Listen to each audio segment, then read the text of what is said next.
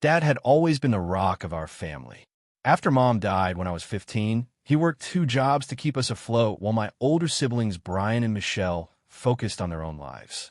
He never missed a single one of my high school football games, even when he was exhausted from pulling double shifts at the factory.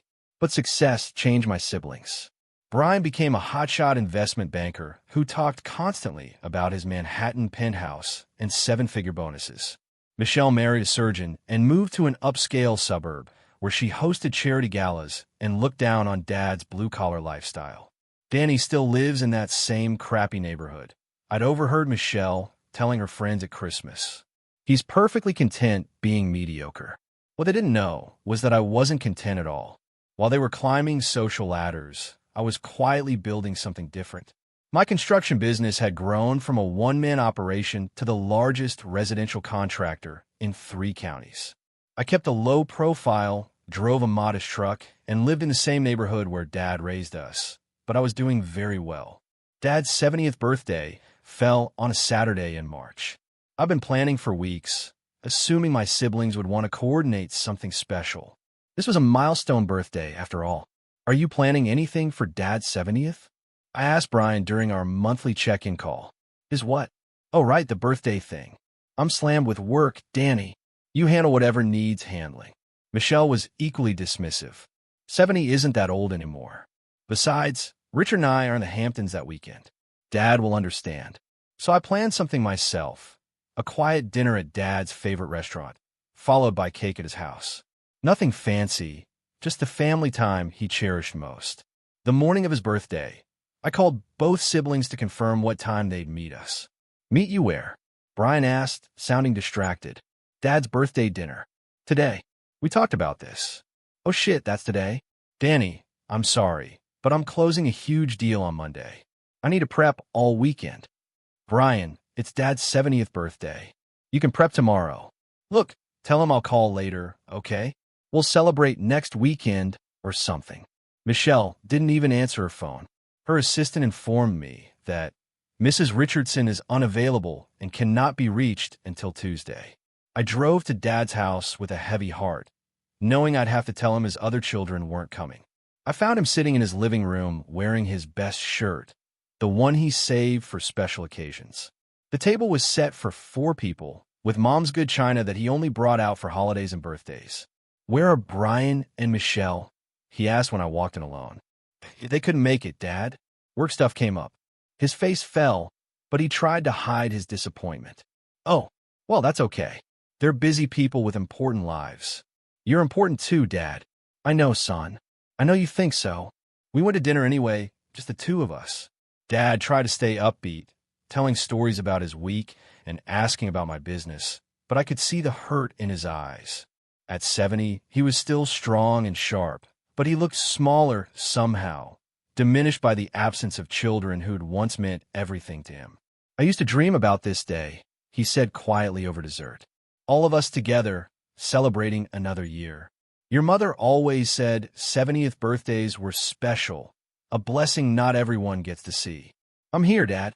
"You're always here, Danny. You're the only one who remembers I exist." After dinner, we went back to his house for cake. I bought a small chocolate cake from his favorite bakery, with "Happy 70th Birthday, Dad" written in blue frosting. He stared at the cake for a long moment before tears started streaming down his face. "They all forgot me," he whispered. "My own children forgot my birthday." "Dad." "No, it's true. Brian and Michelle have moved on to bigger and better things. I'm just the embarrassing old man who reminds them where they came from." I sat beside him on the couch, the same couch where he'd helped me with homework 30 years ago, where he'd held me when I cried after Mom's funeral, where he'd waited up countless nights when I was a teenager out too late. "You're not embarrassing, Dad. You're the best man I know. Then why don't they want to spend time with me anymore? When did I become such a burden?" I didn't have an answer that wouldn't hurt him more. The truth was Brian and Michelle had become people I barely recognized, successful, wealthy, and completely disconnected from the values Dad had taught us. We spent the rest of the evening looking through old photo albums, Dad sharing memories from when we were kids. He showed me pictures of Brian's Little League games, Michelle's dance recitals, family vacations to the lake. In every photo, Dad was there, coaching, cheering, beaming with pride at his children's accomplishments. "I saved everything," he said, turning pages carefully. "Every report card, every drawing, every newspaper clipping. I thought they'd want these someday for their own kids." "Maybe they will, Dad." "No, they won't." Michelle's embarrassed by how simple we were. "Brian thinks success means forgetting where you came from." He looked at me seriously. "But not you, Danny. You never forgot."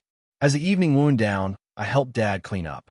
He moved slowly, his arthritis bothering him more than usual, but he insisted on washing the dishes himself. "This old house has seen a lot of birthdays," he said, looking around the kitchen where Mom used to bake her birthday cakes. "Probably won't see many more." "Don't talk like that. I'm 70th, son. I have to face facts." When it was time to leave, Dad walked me to the door like he always did. As I was saying goodbye, he pressed a folded paper into my hand. "What's this?" "Just something I want you to have. Don't look at it until you get home." "Dad, promise me." "Wait until you're home." I promised, kissed his forehead, and drove away with the paper burning a hole in my pocket. At home, I unfolded the document with shaking hands. It was the deed to Dad's house, his house, the family home where we'd grown up. But my name was on it now, along with a note in Dad's careful handwriting. "Danny, I went to the lawyer last week and had this transferred to you. The house is yours now." Brian and Michelle made it clear they don't want anything to do with this neighborhood or the memories here. "But you've never been ashamed of home. You've never been too good for your old man. This house has love in every room, and it deserves someone who understands that. I know you'll take care of it." "Dad." I sat in my kitchen reading the note over and over, overwhelmed by Dad's generosity and heartbroken by what had prompted it. The house was worth at least $400,000. Not a fortune by Brian and Michelle's standards, but substantial for a retired factory worker. More than that, it was our family history, our childhood. Everything we'd been before life pulled us in different directions. Monday morning, I called Brian to tell him about the deed. "He did what?" Brian's voice was sharp with disbelief. "He transferred the house to me. It's official." "That's impossible. Dad wouldn't make a decision like that without consulting us." "Apparently, he would, and did." "Danny, that house is worth serious money. It needs to be part of his estate, divided equally between all three of us. According to Dad, you and Michelle aren't interested in anything from the old neighborhood. That doesn't mean we don't want our share of the value." "Jesus, Danny, you manipulated an old man into signing over his most valuable asset." "I didn't manipulate anyone. I showed up for his birthday." "You didn't." There was a long pause. "His birthday was last weekend?" "Saturday. His 70th. He waited all day for you to call." "Shit. I completely forgot." Michelle's reaction was even worse when I called her. "This is elder abuse," she declared. "You took advantage of Dad's loneliness to steal his house." "I didn't take anything. He gave it to me." "Same difference.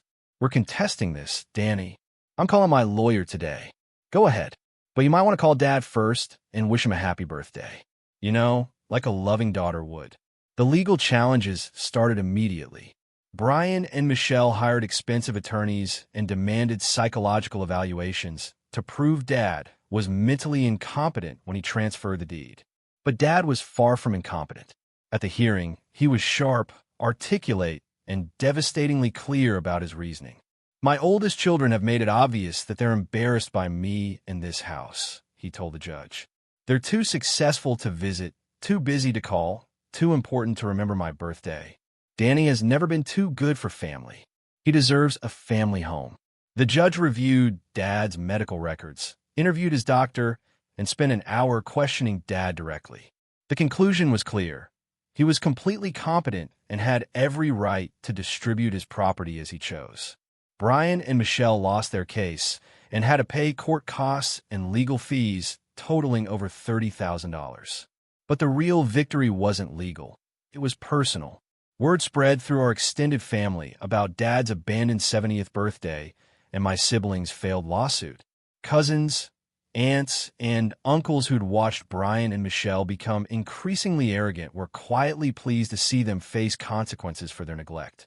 Dad and I grew even closer after the legal battle. I helped him with yard work and household repairs, and we had dinner together twice a week. He never mentioned the house again, but he seemed lighter somehow, relieved to know his childhood home would stay in loving hands. When Dad passed away peacefully 3 years later, Brian and Michelle showed up to the funeral with tears and regrets.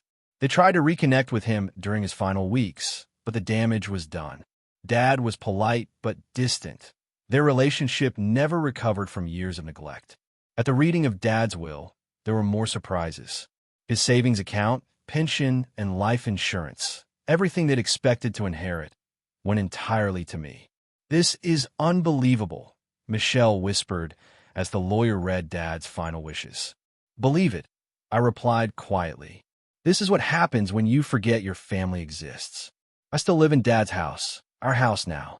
I've renovated it carefully, preserving Mom's garden and Dad's workshop while updating everything else.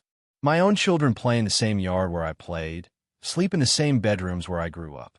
Brian and Michelle call occasionally, usually around holidays when guilt gets the better of them. Sometimes they ask about getting together, but it's always conditional.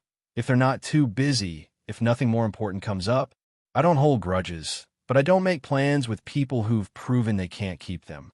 Dad taught me that lesson on his 70th birthday, when he realized that being family isn't about blood, it's about showing up.